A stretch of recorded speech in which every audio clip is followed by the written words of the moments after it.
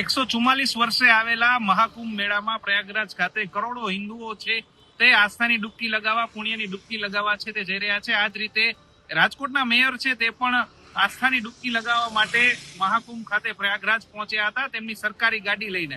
હવે મેયરને મળતી સરકારી ગાડીનો નિયમ એવો છે કે ગુજરાતની અંદર તેમને સરકારી ખર્ચે ગમે ત્યાં જવું હોય તેમને જવા મળે છે, પરંતુ જો ગુજરાત બહાર જવું હોય તો તેમને અમુક ભાડું છે તે ચૂકવીને જવાનું હોય છે ને આ ભાડાને લઈને જ વિવાદ છે તે થયો હતો.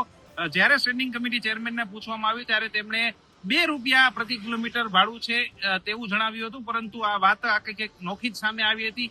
જ્યારે મેયર આવ્યા ત્યારે તેમણે એમ કીધું કે તેઓ ₹10 2022નો જે ઠરાવ છે તે મુજબ ₹10 પ્રતિ કિલોમીટર ભાડું ચૂકવીને ગયા હતા. હવે આના ઉપરથી આખી વાત એવી સામે આવી હતી કે શું સ્ટેન્ડિંગ કમિટી ચેરમેન છે તેમને પોતાના જ પક્ષના એક મહિલા મેયર છે તેમની ગરિમાને ઠેસ પહોંચાડવાની કોશિશ કરી હતી, કારણ કે સ્ટેન્ડિંગ કમિટી ચેરમેન જેવા પદ ઉપર કોઈ વ્યક્તિ હોય તો શું તેમને આ નિયમની ખબર નહોતી? ₹10 પ્રતિ કિલોમીટર મેયર ચૂકવવાના છે તે ખબર નહોતી? આ વાત ત્યારબાદ જ આવી ચર્ચાઓ છે તે વહેતી થઈ હતી કે ભાજપમાં જ ક્યાંક ને ક્યાંક હોદ્દેદારો છે તેની અંદર જૂથવાદ છે ચાલી રહ્યો છે ને મેયરની પ્રતિષ્ઠા ખરડવા માટે સ્ટેન્ડિંગ કમિટી ચેરમેન છે તેમણે આવી ₹2 પ્રતિ કિલોમીટરની વાત કરી. ત્યારબાદ મેયર ત્યારે કુંભમાંથી પરત આવ્યા, તેમને ત્યારે મીડિયા સાથે પણ વાતચીત કરી. તેમાં પણ તેમને સ્પષ્ટ રીતે તેમને દુઃખ થયું હોય તેવું સામે આવ્યું હતું ને તેમણે એવું કહ્યું હતું કે તેમની વિરુદ્ધ ષડયંત્ર થયું છે. હવે આખી વાત સ્ટેન્ડિંગ કમિટી ચેરમેન દ્વારા જ બહાર આવી હતી એટલે સ્પષ્ટ રીતે સૌ કોઈ જાણતા હતા અને સૌ કોઈ એ જ અંદાજ લગાવ્યો હતો કે સ્ટેન્ડિંગ કમિટી ચેરમેન સામે જ આ નિવેદન છે તેમણે આપ્યું છે ને તેમણે આ વાતને લઈને જે પ્રદેશ કક્ષાએ પણ રજૂઆતની વાત પણ કરી દીધી હતી. એટલે કે સ્પષ્ટ રીતે ભાજપનો જૂથવાદ છે તેમાં બહાર આવ્યો હતો. પરંતુ રાજકારણ હવે ત્યારે ગરમાયું છે જ્યારે પાટીદાર આગેવાન દિનેશ બાંભણિયા છે તેમણે એવો આક્ષેપ કરી દીધો કે ભાજપ દ્વારા જે નયનાબેન પેઢડિયા છે તે પાટીદારના દીકરી છે એટલે તેમના વિરુદ્ધ આ પ્રકારનું ષડયંત્ર છે તે રચવામાં આવ્યું. પાટીદારોને પાડવા માટે, પાટીદારને દીકરી છે તેમનું રાજકારણ ખતમ કરવા માટે આ પ્રકારનો તેમના ઉપર જે આક્ષેપ છે તે કરવામાં આવ્યા, તેમની પ્રતિષ્ઠાને હાનિ પહોંચાડવામાં આવી કારણ કે તેઓ પાટીદારના દીકરી છે. આ આક્ષેપ ખૂબ જ ગંભીર હતો કારણ કે પાટીદાર સમાજ છે સૌથી વધુ ભાજપમાં પાટીદાર સમાજનું જે હોદ્દાઓ છે તે રહેલા છે. વાત કરવામાં આવે તો સૌથી વધુ વસ્તી પણ ગુજરાતમાં પાટીદાર સમાજ છે તે ધરાવે છે ને એટલે જ ક્યાંક ને ક્યાંક જે આ વાત છે તે મોટી ખૂબ જ ગંભીર સ્વરૂપ છે તે ધારણ કરી શકે એમ હતી. ત્યારબાદ દિનેશ બાંભણિયાએ જે આક્ષેપ કર્યો ત્યારબાદ ફરી એકવાર નયનાબેન પેઢડિયા છે તે મીડિયા સમક્ષ આવ્યા હતા ને તેમને સ્પષ્ટ રીતે આ વાતનો છે તે ઇનકાર કરી દીધો. તેમને આજે એવું કીધું કે જે ફાયર વિભાગ જેમના દ્વારા જે ગાડીઓ છે જે હોદ્દેદારોને ગાડી આપવામાં આવતી હોય છે તેનું સંચાલન થતું હોય છે તેમના દ્વારા જે સ્ટેન્ડિંગ કમિટી ચેરમેન છે તેમને માહિતી આપવામાં ક્યાંક ને ક્યાંક શરત ચૂક થઈ હતી એટલે તેમને માફી પણ લેખિતમાં માંગી છે અને હવે તેમના વચ્ચે તેમના અને સ્ટેન્ડિંગ કમિટી ચેરમેન વચ્ચે કોઈ પણ પ્રકારનો વિવાદ છે તે નથી ચાલી રહ્યો. આ ઉપરાંત તેમને એવું પણ કહી દીધું કે સ્ટેન્ડિંગ કમિટી ચેરમેન છે તેમના ભાઈ સમાન છે એટલે કે હવે તેમના વચ્ચે કોઈ પણ વિવાદ છે તે રહેતો નથી. હવે રાજકોટ મેયરના ટ્રાવેલિંગ બાબતે હું એ બાબતમાં વિરોધમાં છું કે બેન દ્વારા સરકારી ગાડીનો દુરુપયોગ ન થવો જોઈએ અને કોઈ પણ અધિકારી કે પદાધિકારીએ સરકારી ગાડીનો દુરુપયોગ ન કરવો જોઈએ.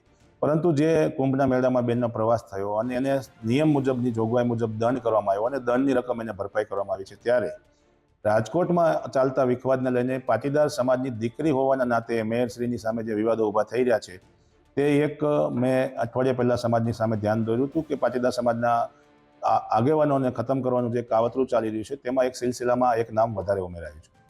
પાટીદાર સમાજના લોકોને મારું એક ધ્યાન દોરવાનો ઉદ્દેશ હતો અને હું આજે પણ કહી રહ્યો છું કે ચાલતા વિખવાદને ડામવાના પ્રયાસો થવા જોઈએ. આમ જોઈએ તો કુંભનું સ્નાન છે એનું ખૂબ મહત્વ રહેલું છે ત્યારે એક આપણા ધર્મ સાથે જોડાયેલું આ સ્નાનનું મહત્વ હોય અને અંદરથી મને ઈચ્છા થઈ કે ભાઈ મારે પણ જવું છે તો હું સ્નાન કરવા માટે પ્રયાગ ગઈ. પણ મને એવું લાગે છે કે હું તો જાહેર જીવનથી ઘણા વર્ષોથી સંકળાયેલી છું, મારો પરિવાર પણ જાહેર જીવનની અંદર સંકળાયેલો હોય તો આમાં સમાજને કોઈ ટાર્ગેટ કરવાનું મને લાગતું નથી. કેમ કે ભાઈ જે બનાવ બન્યો હતો એનું આપણે સત્ય અને સાચી હકીકત જે હતી એ મેં રજૂ કરી દીધી છે. પણ જે કાંઈ આંકડાકીય ભૂલ હોય એ તો સ્વાભાવિક છે, પણ આ મુદ્દો એક સમાજ તરીકે ક્યારેય આપણે લેવો ન જોઈએ કેમ કે આ વ્યક્તિગત વાડો સમાજનો બની જાય છે. આમાં આપણે ન પડતા દેશનો વિકાસ, રાજકોટનો વિકાસ આપણે સારી રીતે કેમ કરી શકીએ એના સૂચનો જો આપણે સૌ આપીએ તો મારી દ્રષ્ટિએ એવું સારું લાગશે કે જે બનાવ જે કાંઈ હોય એનું આપણે પૂર્ણવિરામ લાવવો જોઈએ. સમાજના છે એ કોઈ પણ સમાજના હોય, એમાં મને કોઈ સમાજની દ્રષ્ટિએ કોઈ ઈરાદાપૂર્વક કાંઈ હોય એવું મને લાગતું નથી. કદાચ 2 રૂપિયાનો ભાવ છે એ કદાચ જાણ બહાર હોય અને બોલાઈ ગયું હોય તો એમાં સમાજને આપણે ટાર્ગેટ ન કરીએ. હર હંમેશ પાટીદાર સમાજ બધાની સમાજની સાથે વણાયેલો સમાજ છે અને જોડાયેલો સમાજ છે. ત્યારે હું એક મેયર તરીકે કુંભમાં સ્નાન કરવા ગઈ તો હુકમ પ્રમાણે ગઈ છું અને તેનું બિલ જે હતું તે બિલ પણ મેં રજૂ કરી દીધું છે અને ભરપાઈ પણ કરી દીધું છે. એટલે આ બાબતનો મુદ્દો સમાજ છે, પાટીદાર સમાજ સર્વ સમાજની સાથે વણાયેલો અને જોડાયેલો છે. ફાયર ઓફિસર અમિત દવે બેન લેખિતમાં કોઈ જાણ કરી છે કે મારાથી આ ભૂલ થઈ છે, આવી કોઈ લેખિતમાં કાગળ આપવામાં આવ્યો છે 2 રૂપિયા લેખે? હા, એટલે આપણે એ પણ સ્વીકારવું જોઈએ કેમ કે એની પોતાની ભૂલ છે, એને સ્વીકાર એને કર્યો છે અને લેખિતમાં કાગળ અમને આપેલો છે. એટલે એની પણ પોતાની ભૂલ છે, એટલે એના હૃદયની અંદર પણ એને એક વેદના હોય કે મારી આ ભૂલ છે, એ આ ભૂલના હિસાબે આ બધું થયું છે, એટલે એને પણ એની ભૂલ સ્વીકારેલી છે. કમિટીના ચેરમેન ઉપર આપે જે રીતના ગઈકાલે આક્ષેપ લગાડ્યા હતા 2 રૂપિયા કહીને તમને ટાર્ગેટ બનાવે છે અને આખું ષડયંત્ર છે, તો હવે આ વાત તથ્ય આમાં વાતમાં કેટલી? આપણે આમાં એમ કહું છું કે ભૂલનો સ્વીકાર એને પોતાએ બધાએ કરેલો છે, તો આમાં આપણે બહુ ઊંડાણપૂર્વક ન પડીએ. કોઈ સમાજને આપણે આમાં લઈ આવવાની જરૂર નથી.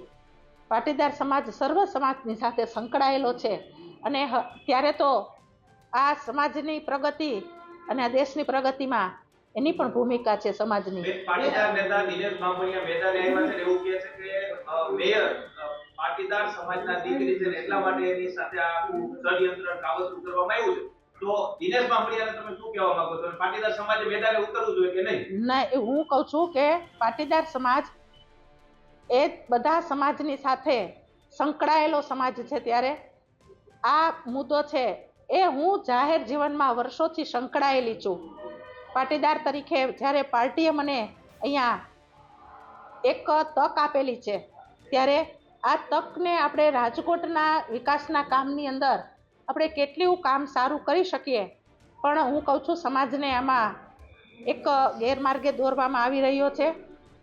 મારા મનમાં પણ આવું કાંઈ છે નહીં અને જ્યારે પણ હું જાહેર જીવનમાં સંકળાયેલી હતી અને અત્યારે પણ સંકળાયેલી છું તો પહેલેથી હું પાટીદાર છું, પણ મને આમાં એવું લાગે છે કે સમાજને ખોટી રીતે દોરવણી આમાં થતી હોય તેવું મને લાગે છે. માનો છો કે પાર્ટીનો આંતરિક મુદ્દો ક્યાંક સમાજમાં ન આવવો જોઈએ? એ જે પણ કાંઈ પ્રશ્ન હશે એનું પણ જ્યાં પણ રજૂઆત કરવાની થશે ને આપણે કરીશું. એટલે ખાસ વિનંતી એટલે કરું છું કે આમાં સમાજને ખોટી રીતે ટાર્ગેટ ન કરીએ આપણે, કેમ કે પાટીદાર સમાજની પણ ભૂમિકા દેશના વિકાસ માટે એની પણ ભૂમિકા છે. ક્યાંક ને ક્યાંક સમાજ આમાંય પણ સારી ભૂમિકામાં સંકળાય, એટલે વ્યક્તિગત મુદ્દો આપણે આ લેવાની જરૂર નથી. અત્યારે પૂરતું તો જે મેયરનું નિવેદન છે તેમના ઉપરથી લાગી રહ્યું છે કે ભાજપમાં જે જૂથવાદની વાત સામે આવી હતી તેમાં અત્યારે ઘીના ઠામમાં ઘી છે તે ભળી ગયું છે, પરંતુ શું ખરેખર ઘીના ઠામમાં ઘી ભળી ગયું છે કે પછી પ્રદેશમાંથી ઠપકો આવ્યા બાદ આ પ્રકારનું જે નિવેદન છે તે સામે આવ્યું છે તે જોવું મહત્વનું રહેશે. પરંતુ આગળ એ પણ જોવાનું મહત્વનું રહેશે કે ખરેખર આ વિવાદનો અહીંયા અંત આવ્યો છે કે પછી અત્યાર સુધી આ વાત સમેટી લેવા માટે આ પ્રકારનું નિવેદન આપવામાં આવ્યું છે. રોનક મજીઠિયા, ગુજરાત તક, રાજકોટ.